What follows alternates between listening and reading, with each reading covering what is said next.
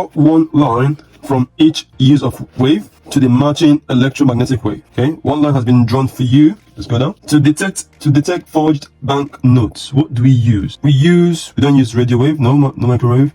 Infrared, no. Visible light, no. Okay, to detect forged banknotes, we use ultraviolet wave. For night vision cameras, we use infrared. To detect broken bones, that clearly we all know. So we go to hospital for x-rays. So for broken bones, we use x-rays. So each of that gets me 1 mark each for my 3 marks. Ultraviolet light has a higher frequency than infrared light. Which of these colors of visible light has the highest frequency? I bring back my Roy G.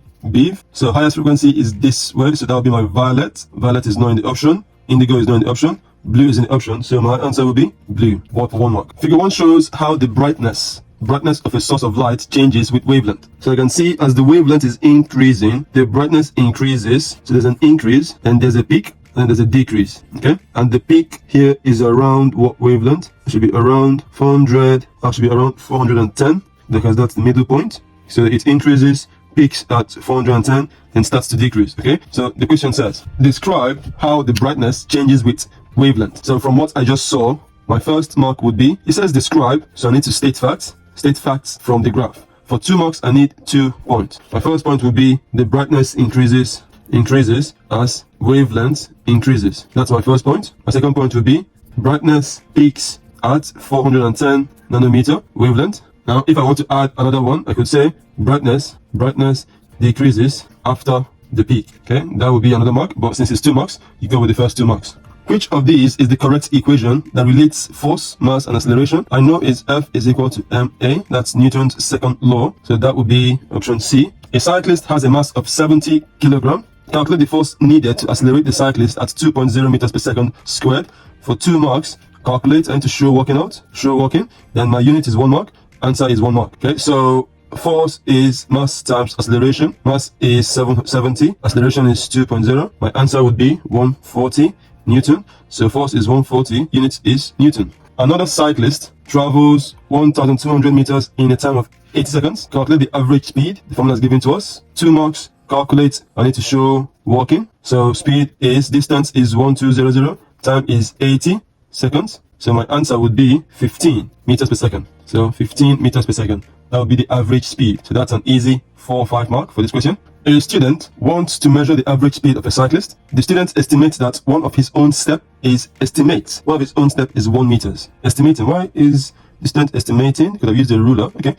He counts 100 steps between 2 posts on a track. He uses a stopwatch, okay, to measure the time. That's correct. The cyclist traveled between the 2 posts. That's good. So we can see cyclist, first post, 100 steps, second post. State 2 improvements the student could make to this method. Clearly, I read the student estimated that one of his own steps is 1 meter.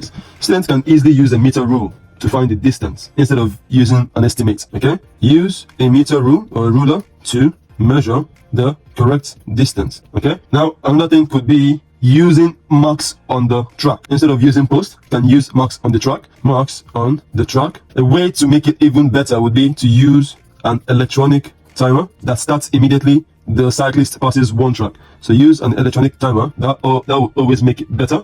Another thing, it could be use 2 people in the timing. So one person starts at the start, the other person starts at the end. Figure 3 shows the symbol of the nucleus of an atom, strontium-90. So mass number, atomic number, or proton number. Okay. First question, how many protons are in the nuclei? Already written it down. For 1 mark, that would be 90. Sorry, not 90, I'm not saying properly. My answer will be 38. Figure 3 shows the symbol for the nucleus of an atom of strontium-90. So 90, big number, that is the mass number. Small number is the atomic number, which is also the number of proton. How many protons are in the nucleus of an atom of strontium? For 1 mark, proton number is 38. Okay. How many neutrons are in the nucleus of the atom of strontium-90? For 1 mark. I know neutron number is mass number, take away the atomic number. So that would be 90 minus 38. That will give us 52. So option 52. The half-life of strontium-90 is 29 years. Half-life, 29 years. The table in figure 4 gives some information about how the mass of a sample of strontium-90 changes with time. Okay. So at time 0, it started at 1600. The half-life, this should divide in 2. Half of it will be 800. Again, after another 29 years, it halves to 400. So 29 times 2 would be 58 years. So I have completed the table for 2 marks. So 1 mark for each of them. A teacher sets up an experiment to show some students how far beta particles travel in air. Okay, we can see our GM tube. State the scientific name for the radioactive detector shown in figure 5. So I already mentioned, so that will be a GM tube. But if you remember the name, you can just write it down. Geiger, Mueller, 2 as 1 mark. The teacher also has a radioactive source that emits only beta particles and the meter rule. State 2 precautions the teacher must take to protect herself from the effects of radioactivity. So for 2 marks, I need to give or write down my 2 precautions. My first precaution will be teacher needs to keep a safe distance. Keep safe distance. Okay. Point the source away from people. Okay. You can also use a shielding. So use a shield. You can also wear masks. We can also wear masks. You can also wear gloves. So there's a lot of things that you can do to protect yourself as a teacher. Describe how the teacher could show, stating facts, how the teacher could show how far beta particles travel in air. For 4 marks, I need to state 4 facts. My first fact would be, because I need to account for the background radiation, so I need to firstly take measurements without the source to record the background. Remember, everything emits a radiation. We need to account for that, the background count rate. Then when I've done that, I need to now place the source, place the beta particle source in front of the GM tube. Okay, so when I've placed the beta particle source in front of the GM tube, I need to also measure the distance between the beta particle and the source. So measure the distance between the source and the GM tube. Okay, now I have the distance that it has to travel in air. Now what I can do is to increase that distance to see how the count rate will change. So my 4th step would be increase the distance between the source and the detector and the GM detector. Okay, so when I've done that, I need to take my readings. Okay, so I have 5 points, but you need only 4 points, 4 facts. Figure 6 shows a large tank of water. Okay, the tank of water is used to study water waves. Okay, water waves are transverse waves. What is another example of a transverse wave? So we have a lot of them. Radio wave, light is a transverse wave. Microwave, any of the EM spectrum radiation is a transverse wave. Any of the EM radiations, so radio wave, infrared, visible light, X-rays, gamma rays, any of them is a transverse wave. So you can write down any of them. Figure 7 shows a side view of a part of the tank. So you can see the distance from here to here, from L to M, is 32 meters. Okay. A water wave is moving from L to M. So we have energy transfer direction from L to M. Calculate the wavelength of the wave. So 32 meters is from L to M. How many wavelengths are in between this L to M? So we can count 1. So this is 1 wavelength, 2 wavelengths, 3 wavelengths, 4, 5, 6, 7, 8, 9, and 10. So there are 10 wavelengths in here. So if they have 10 wavelengths, 32 meters for 10 wavelengths. I need to find for 1 wavelength. So that will be 32 divided by 10. That will give me 3.2 meters for 1 wavelength. My wavelength will be 3.2 meters. So 2 marks. I've shown my working out. My answer is 1 mark because it says calculate. A technician stands at the side of the tank. He counts the peaks of the wave as they pass him. 12 peaks pass the technician in time of 15 seconds. So frequency is the number of waves passing a point in 1 second. What is the frequency of the wave? So if 12 peaks in 15 seconds, for 1 second, how many peaks do we have? That would be 12 divided by 15. That would give us 0.8 peaks. So my answer, my frequency would be 0.8. So 2 marks, calculate. So I've shown my working out here. Is 1 mark. Answer 1 mark.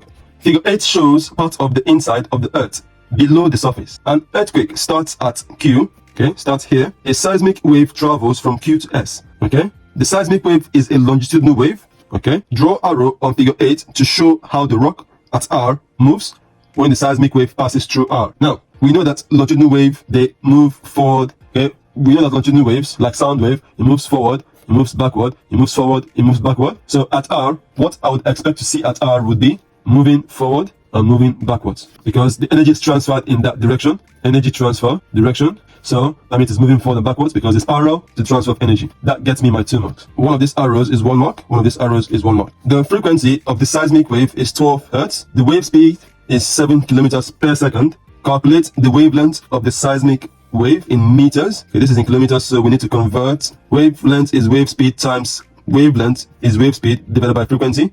So for 3 marks and calculate, I need to show working. So if I want to rearrange this formula, do I need to? No, I don't need to. So to convert this, I have to times 7 times 1000, because it's in kilometers. Kilo is 1000.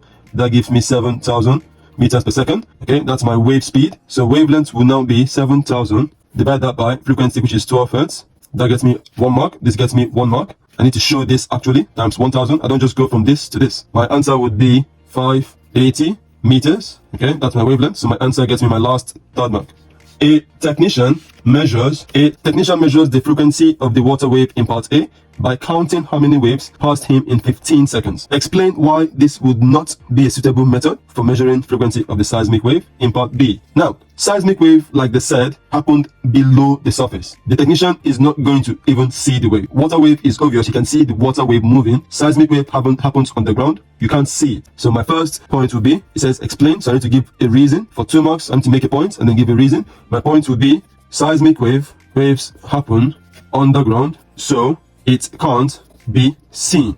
So if it can't be seen, my second point will be, so we need another way to detect this type of wave. Okay, so we can't see it, so we need a different way to detect it. A student lifts a toy car from a bench and places the toy car at the top of the slope. So toy car, top of the slope, so it's going to go down this way. Okay, describe the energy transfer that occurs when the student lifts the toy car from the bench and places the toy car at the top of the slope. Now, how does the student lift the toy car? The student needs to use his muscles. So what energy is stored in the muscle? So my first energy, it says describe, so I need to state facts. Okay, state facts. For 2 marks, I need 2 different facts.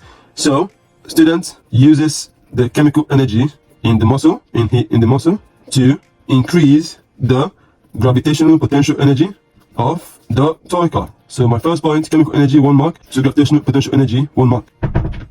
The student lets the toy car roll down the slope. Describe how the student could find, by experiment, the speed of the toy car at the bottom of the slope. Okay, for 4 marks, and it says describe, so I need to state facts and state 4 facts. Okay, secondly, what do I know about speed? Speed is distance divided by time. So I need to measure the distance with a ruler, and again, I need to time with a stop clock. Okay, so how would I describe this experiment? So my first step will be measure the distance of the slope with a ruler. Okay, my step 2, measure the time it takes the car to move from the top to the bottom. My step 3 would be use the formula. Speed is distance divided by time to calculate the speed. And lastly, I need to repeat the experiment and calculate the mean or average speed.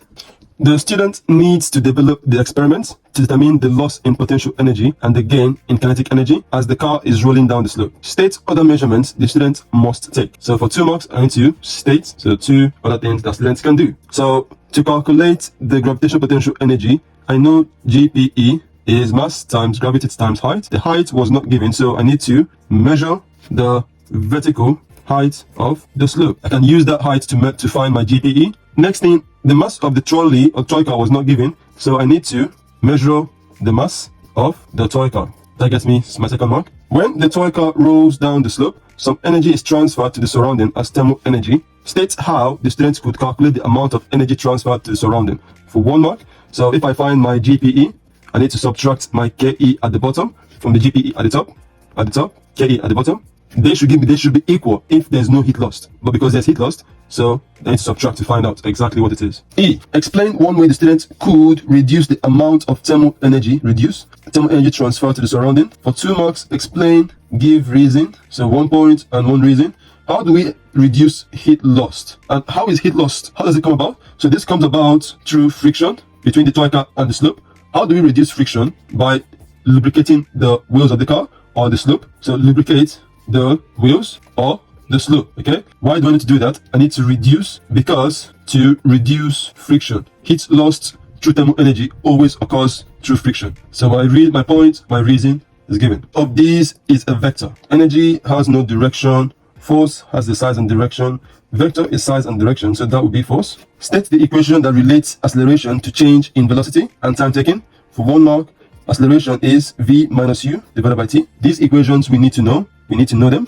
a van accelerates from velocity of 2. So from velocity of 2, that means u is 2, to a velocity of 20 meters per second. So v is 20. The time is 12 seconds. What is the acceleration? I have the formula here. So a would be 20 minus 2 divided by 12. That gets me 1 mark. Remember, this is 2 marks. Calculate means show working. So 20 minus 2 divided by 12, that would give me 1.5 meters per second squared. That gives me my final answer. Figure 10 is a velocity time graph for 15 seconds of a cyclist's journey, velocity and time.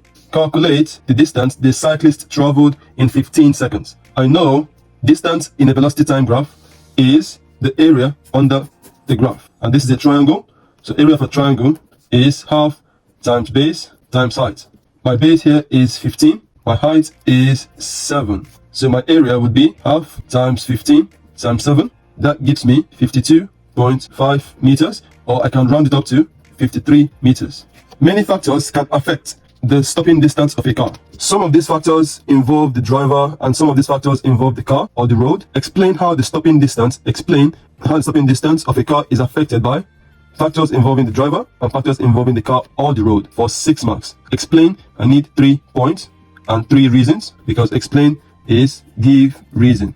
So my first point would be the driver could be tired. There could be drugs involved. There could be what the driver is wearing, the driver's footwear. It could be how hard the driver presses on the pedal. So there are many factors that involve the driver. So I could say my first point would be tiredness. Tiredness, because how would that affect the stopping distance? If the driver is tired, that means it will take longer for the driver to actually stop because of an increased reaction time. Okay, tiredness of the driver, my point 2, because if the driver is tired, the reaction time is increased, and this increases the stopping distance. If the driver is tired, there will be an increased reaction time from the driver. That would increase the reaction time. My second point would be factors involving the road. I could say the state of the road. So I could say the state of the road will affect the stopping distance. So if the road has a lot of potholes, that would mean that it will take longer for the driver to stop. So state of the road could affect the stopping distance. If the road is, say, if it's raining or there's a lot of ice on the road, that would, if the road is icy or wet, the braking distance increases, which would increase the overall stopping distance. Okay, so what other factor could I write about? I could write about the effects of drug on the driver. The effect of drugs on the driver reduces the driver's reaction time, so increases the braking distance and stopping distance. Okay, there are many things that I could write about, but we've written 6 points, 3 reasons, and 3 points.